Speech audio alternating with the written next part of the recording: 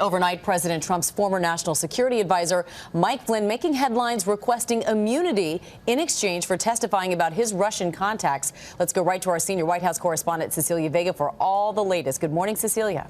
Amy, good morning to you. This White House is frustrated by these Russia stories. They have tried to make them go away, but here we are, another day, another headline about Russia. This one, Michael Flynn's lawyer says he has a story to tell, and he wants to tell it.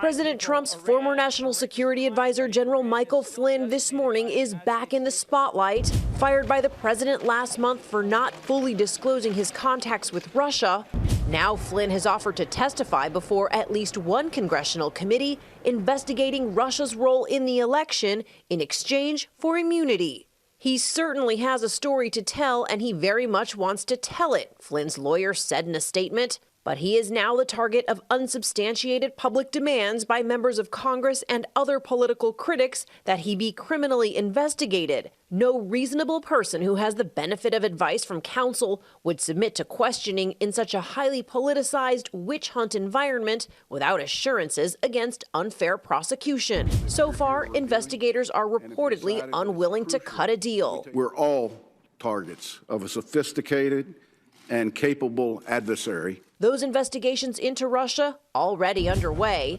In the Senate, a public hearing on the topic. Lawmakers from both sides of the aisle in agreement. This is not fake news. This is actually what happened to us. The findings so far, the Russian government used thousands of internet trolls to spread fake news to undermine the 2016 election. Officials say the attack is unprecedented and ongoing. Aren't we in the midst of a blitzkrieg, for lack of a better term, of informational warfare conducted by Russian trolls under the command of Vladimir Putin, designed to sow instability, pit us against each other as Americans? The White House denying any connection. And Russian President Vladimir Putin speaking out, too. Asked if Russia was involved in U.S. election hacking, he used a famous phrase in American politics to respond. No. Read my lips, no. And that, of course, is a reference to George H.W. Bush's no new taxes quote, a famous broken promise in American history. President Trump recently called this Russian story, George, a hoax.